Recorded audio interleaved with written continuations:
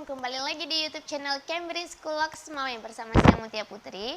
Nah, kali ini saya pengen berbagi cerita dan pengalaman tentang gimana sih rasanya melahirkan normal dan gimana rasanya melahirkan sesar. Apa perbedaan melahirkan normal dan apa perbedaan lahiran sesar. Nah, kebetulan saya udah ngerasain dua-duanya. Kebetulan anak pertama saya melahirkan normal. Dan yang kedua, saya lahiran sesar. Ada yang beranggapan bahwa kalau kita lahiran sesar itu berarti kita belum menjadi ibu. Masa sih ada yang beranggapan seperti itu? Malah kalau menurut aku pribadi sih, malah lahiran sesar itu lebih menegangkan seperti itu. Nah, sebelum kita bahas lahiran sesar, saya mau bahas dulu dari kehamilan saya yang pertama sama kehamilan saya yang kedua. Nah, jadi anak saya yang pertama namanya Fatir. Waktu saya hamil Fatir, alhamdulillah tuh aman banget. Saya nggak pusing, saya nggak pening, saya nggak mabuk kayak orang-orang lah hiperemesis misalnya seperti itu ya, mual muntah di pagi hari yang berlebihan. Malah sampai saya tuh bingung, kok aku nggak pusing ya? Aku bener hamil nggak sih? Aku sampai nanyain ke suami, "Pah, beneran hamil nggak sih? Kok ini nggak mual, nggak ada kayak tanda-tanda orang hamil." Terus kita udah periksa ke dokter, dokter bilang, iya ini udah masuk beberapa minggu nih, udah sebesar biji mangga, katanya seperti itu. Yang bener dokter, kok saya nggak ngerasain apa-apa ya dokter, kok saya nggak pusing, kok saya nggak mual. Saya berkata seperti itu, kata dokter, kamu harusnya tuh senang karena kamu nggak ngerasain yang orang rasain, bahkan orang ada yang sampai diimpus ketika hamil, katanya seperti itu. Oh gitu ya dokter, iya. Malah aku tuh sempat waktu hamil 3 bulan, aku sempat liburan ke Bukit Tinggi. Kebetulan kita liburannya naik mobil. Bayangin guys, 3 hari 3 malam dari Aceh menuju Bukit Tinggi itu 3 hari. Dan aku nggak mual sedikit pun, aku nggak pusing, aku nggak yang ngerasain yang gimana-gimana. Malah kebalikan, malah suami aku yang mual muntah sampai ke Bukit Tinggi. Aneh ya. Terus sampai di bukit kita lebih banyak jalan kaki. Kebetulan rumah abang aku yang di sana tuh dekat dengan Jam Gadang. Jadi kita suka jalan ke Jam Gadang. Kalau di Jakarta tuh namanya Monas. Jadi kan kita bisa jalan kan di situ. Di situ rame yang jualan, rame yang khusus jualan peralatan oleh-oleh, jajanan anak-anak, banyak lah. Jadi aku senang gitu jalan di situ. Terus aku ke Goa Jepang. Ya itu jalan kaki semua, masuk ke goa, masuk keluar, pokoknya jalan-jalan banyak banget sampai aku lupa. Soalnya itu udah 4 tahun yang lalu gitu kan. Terus sampai pulang ke Aceh pun masih yang mual muntah di bus itu suami. Dan aku alhamdulillah sehat-sehat aja. Alhamdulillah waktu hamil anak pertama tuh nggak ada hambatan sama sekali insya Allah. Sampai di hari aku udah masuk 9 bulan, malam minggunya, hari Minggu aku lahiran. Dan malam minggunya tuh aku masih dinner sama suami, kita makan di luar. Kebetulan aku pergi ke Kurkuh, jarak dari rumah aku ke Kurkuh itu makan waktu 30 menitan. Terus kita makan malam minggu di situ kayak biasa. Terus aku memang ada sih ngerasa kok perut aku tiba-tiba mules gitu ya. Kok aku kayak sakit perut. Tapi aku nggak beranggapan itu mau lahiran sih guys. Soalnya prediksinya tuh masih 17 September dan itu masih tanggal 5. Jadi aku nggak mungkin dong ini lahiran, soalnya kan apalagi biasanya mitosnya tuh anak laki-laki lahirannya lebih lama dari perempuan. Nah, kebetulan aku udah tahu Fatir laki-laki itu dari usia 3 bulan. Dari Fatir umur 3 bulan di kandungan, aku udah tahu bahwa kelaminnya tuh laki-laki gitu kan. Mungkin bawaannya makanya lebih kuat gitu ya guys, kata orang. Terus aku hari itu ya santai aja gitu, terus makan, terus aku beranggapan, aku bilang ke suami, "Pak, perut aku nih kayaknya mules, kayak sakit perut gitu." "Oh lambung gitu mungkin mah, udah minum aja antasida," gitu kan. Terus oh gitu ya, ya aku sempat konsumsi antasida sih guys, nggak masalah sih untuk ibu hamil karena dosisnya rendah ya. Terus aku konsumsi antasida kok nggak kurang gitu. Dan kita pulang ke rumah. Kebetulan itu kayak aku masih nginap di rumah orang tua karena kan menjelang lahiran udah hamil besar gitu ya. Terus sampai di rumah jam 12 malam suami udah ketiduran. Aku masih ngerasain sakit perut. Kok kok sakit perut ya, nggak mungkin dong lahiran gitu. Udah aku santai aja gitu. Terus aku liatin, ih suami udah tidur, mau kasih tahu kasihan kan udah malam. Ya udah, aku udah curiga sih apa mau lahiran ya, tapi masih dilema guys. Terus aku jalan-jalan keliling kamar, kok sakitnya nambah ya. Terus aku keluar jalan keliling ruang tamu, masuk lagi kamar, keliling dapur, masuk kamar, gitu-gitu aja kerjaan aku. Sampai setengah 5, tiba-tiba aku ngerasa kayak ada yang keluar gitu. Terus aku cek ke kamar mandi, ternyata keluar flek merah.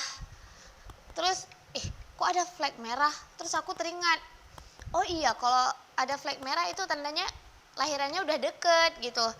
Kalau cuma mulus-mulus aja masih sekitar durasinya 2 jam, 1 jam, 2 jam, itu berarti durasi melahirkannya masih lama gitu kan. Tapi kalau udah tandanya flek, itu kita udah boleh harus ke rumah bidan gitu. Terus aku langsung susulin suami dong, udah setengah 5 karena udah keluar flek gitu kan. Papa, ini kok keluar darah nih, kayaknya mau lahiran, aku bilang gitu. Terus dia panik, hah mau lahiran? Jadi gimana nih? Ya udah, papa mandi dulu ya. Dia malah mandi, mungkin karena panik jadi nggak tahu mau ngapain ya guys. Terus dia buru-buru mandi, terus dia siap-siap sholat. Gimana ma? Yuk kita ke rumah bidan. Jangan dulu, kalau anak pertama biasanya tuh lama, sampai 1-2 hari gitu kalau kontraksi normal, aku bilang gitu kan. Ke rumah bidan aja dulu, jangan dulu, kita jalan-jalan dulu ya satu rumah, aku bilang gitu kan. Terus aku jalan-jalan, tiba-tiba keluar ayahnya aku, keluar bapak. Bapak tanya, dek kok jalan-jalan jam 6 subuh, kok cepat kali bangun? Beliau heran gitu, lihat aku jalan-jalan sambil pegangin perut. Iya pak, ini kayaknya dia mau lahiran, aku bilang gitu. Hah, ya udah pergilah ke rumah bidan, katanya seperti itu. Enggak pak, masih lama nih karena anak pertama, aku bilang gitu. Terus kakak aku keluar juga mau sholat subuh. Tumben nih cepet bangun, katanya. Iya, aku mau melahirkan, aku bilang gitu. Parah, pergi sana ke rumah bidan. Dan aku guys tetap nggak mau, karena aku merasa ngapain cepet kali kan ke rumah bidan, belum ada, baru tanda-tandanya belum yang gimana-gimana gitu, baru cuman flag gitu kan, belum ada tanda-tanda pecah ketuban gitu. Terus aku masih jalan-jalan satu rumah, yang namanya orang tua ya pasti khawatir ya. Terus aku dipaksa gitu, udah pergi dulu ke rumah bidan, nanti kalau memang bidannya bilang nggak apa-apa ya udah pulang, kata bapak gitu. Terus enggak pak, adik pengennya makan nasi gurih dulu, soalnya lapar, aku bilang gitu kan. Soalnya dari malam kan udah jalan-jalan guys, dari jam 12 tuh aku udah keliling-keliling rumah. Habis itu beliau tetap bilang, enggak pergi dulu ke rumah bidan, nanti apa kata bidannya baru deh mau makan gitu. Ya udah, aku ya udah aku bilang sama suami, ya udah yuk pak, kita siap-siap dulu. Ma bawa nggak nih peralatan bayinya? Enggak usah bawa, katanya seperti itu. Aku bilang, kok nggak kenapa ma, katanya kok nggak dibawa? Iya nggak apa-apa, ini belum lahiran pak, pasti juga disuruh pulang lagi, aku bilang gitu. Terus kita pergilah ke bidan langganan. Terus sampai situ bidannya lagi belanja, soalnya aku pergi jam 7 pagi. Terus kata asisten rumah tangganya, udah kak diteleponin aja, katanya seperti itu. Udah deh, aku teleponin, aku bilang, halo bu, nih saya udah di rumah ibu. Loh kan prediksi lahirannya masih jauh, kata ibu. Iya bu, tapi nggak tahu nih kenapa, tapi udah keluar flek, aku bilang gitu. Terus bidannya panik dong, ya udah jangan kemana-mana, di situ aja, ini saya pulang, kata bidannya seperti itu. Terus tiba-tiba mulusnya tuh makin kenceng guys, aduh pak, sakit banget, udah mulai nggak tahan. Kalau tadi tuh masih bisa ketawa-ketawa, masih bisa ngajakin makan, dan nggak sempet makan guys. Waktu nunggu bidan tuh aku udah mules banget. Akhirnya sampai deh bidannya ke tempat. Ada bawa sarung? Nggak ada. Ada bawa peralatan bayi? Nggak ada bu, ini kita periksa dulu. Aduh bu, tapi kok sakit ya? Udah masuk aja dulu. Terus diperiksa deh sama bidannya, diganti sarung di situ. Nah guys, setelah di VT ternyata udah bukaan 78. Bukaannya tuh kan semua lengkapnya ada 10.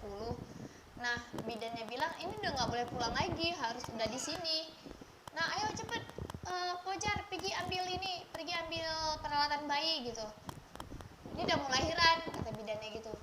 Terus suami aku panik, langsung lari.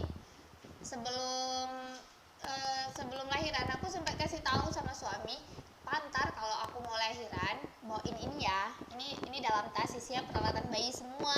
Aku bilang gitu. Ini keranjang untuk taruh peralatan bayi nanti kalau bayinya udah pulang. Dan dia panik guys, langsung keranjangnya dibawa ke rumah bidan. Sampai bidannya bingung, ini apaan? Kok banyak banget, kayak mau nginap seminggu aja, kata bidannya gitu kan. Soalnya orang lahiran normal itu setelah 6-8 jam setelah lahiran udah boleh pulang kalau gak ada keluhan guys. Nah, jadi aku sampai ke bidan itu kan tadi jam 7. Waktu diperiksa bidannya itu udah bukan 7.8 dan alhamdulillah setengah jam 9 teng Fatir lahir di tanggal 6 September 2015.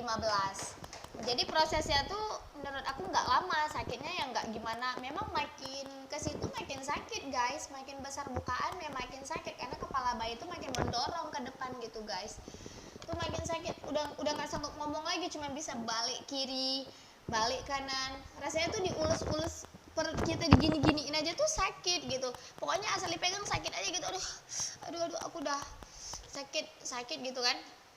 Terus waktu proses lahirnya juga, aduh ya Allah, rasanya tuh luar biasa sakit banget, nggak bisa diungkapkan dengan kata-kata guys. Setelah itu aku suami tuh semua hafalan udah ngaji guys di kuping aku. Dia udah panik, dia udah nggak tahu ngapain lagi. Terus katanya, aku udah bilang aduh kayak nggak sanggup lagi gitu kan saking sakitnya. Terus kata bidannya, nggak boleh ngomong gitu nih, kepalanya udah nampak, ayo. Suami juga iya udah nampak nih, udah nampak, ayo. Terus mereka pada kasih semangat. Kebetulan kakak aku juga masuk kan, aku udah nggak punya mama lagi guys. Jadi kebetulan yang masuk di dalam suami sama kakak aku gitu. Ayo, jangan bilang nggak sanggup, ayo ini kepalanya udah nampak, berjuang. Terus nggak lama lahirlah Fatir. Beratnya 2,8 kilo 2,8 kilo guys, tapi Masya Allah cuma 2,8 kilo, tapi aku robeknya tuh banyak banget, harus dijahit. Masya Allah sakit banget, padahal katanya tuh udah dibius tapi masih terasa. Nauzubillah, sakit banget, sampai sekarang tuh aku trauma. Aku kalau ingat itu, aduh, waktu melahirkannya tuh nggak sesakit waktu di heading guys, nggak sesakit waktu dijahit. Tuh rasanya tuh nggak hilang sampai sekarang, sakit banget. Bahkan kadang-kadang masih ngilu kalau aku tuh lagi kerjain yang gimana tuh rasanya masih ngilu, masih sakit banget. Aduh, kalian bisa bayangin nggak sih? Aduh, horor dibayangin guys.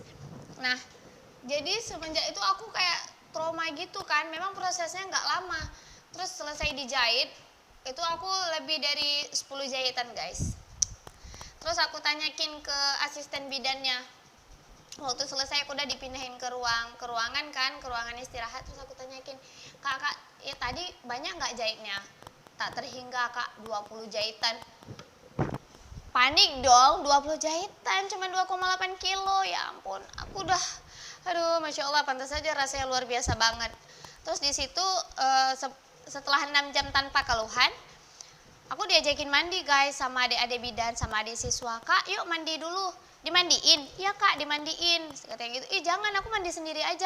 Nggak boleh kak, nggak dikasih sama bidannya, harus kita yang mandikan. Jangan, aku tanggung jawab sendiri, aku malu dimandiin gitu. Ya udah guys, terus aku masuk kamar mandi. Pas aku mau mandi, terus dibilang sama adik siswanya, kak amanah ibu, jangan kalau cebok disiram aja ya kak, jangan dipegang gitu.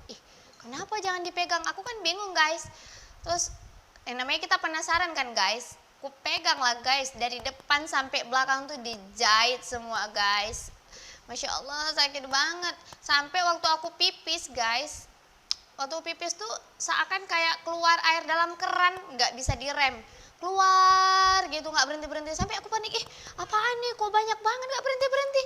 Terus aku mau panggil adik siswa, mau panggil suami, mau panggil saudara, mau panggil mertua, semuanya pada sibuk lagi mandikin bayi. Aku tinggal sendiri di kamar mandi. Aduh, aku panik. Terus akhirnya berhenti juga guys, sekitar 15 menit keluar pipis gitu. Terus aku siram, terus mandi cepat-cepat. Terus kita siap-siap pulang. Nah ternyata setelah lahiran itu 6 jam sampai 8 jam, aku udah boleh pulang guys, karena kan gak ada keluhan yang gimana gitu. Dan sampai rumah pun aku masih bisa jalan, masih bisa dari turun waktu sampai rumah, dari ruang tamu ke kamar sanggup jalan, masih sanggup ngapa-ngapain. Semuanya bisa dilakukan selesai 8 jam setelah lahiran.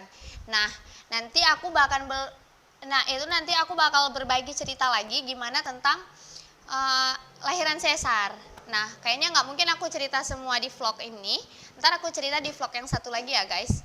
Pokoknya aku proses penyembuhannya 7 hari kayaknya aku udah sembuh deh. Soalnya memang gak lama, buktinya aku siap lahiran aja aku udah sanggup jalan-jalan guys. Karena kebetulan 3 hari Fatir sempat sakit kuning. Nanti aku cerita di vlog yang lainnya ya guys. Bayangin dengan 20 jahitan, aku tanpa mama, jadinya ya urus semuanya sendiri gitu guys. Kita berdua sama suami, ya itu urus berdua gitu bayinya. Alhamdulillah juga bayinya nggak bergadang guys. Jadi aku ya fokus, kebetulan aku ASI eksklusif. Karena Fatir di hari ketiga ketahuan sakit kuning, kita sempat ke dokter anak, kita sempat ke Prodia, cek darah, dan banyak lagi guys yang nggak bisa semua aku ceritakan di satu vlog. Aku akan cerita di vlog-vlog aku yang lain tentang pengalaman aku lahiran sesar, merawat Fatir bayi kuning, dan masih banyak lagi tentang kehamilan anak kedua. Oke, cukup sampai di sini dulu. Mudah-mudahan dapat dimengerti. Kalau kalian mau tanya-tanya boleh tanya di komentar, atau mau lebih privasi kalian boleh WA aku. Ntar aku cantumkan nomor WA-nya. Nah, cukup sampai di sini dulu. Assalamualaikum.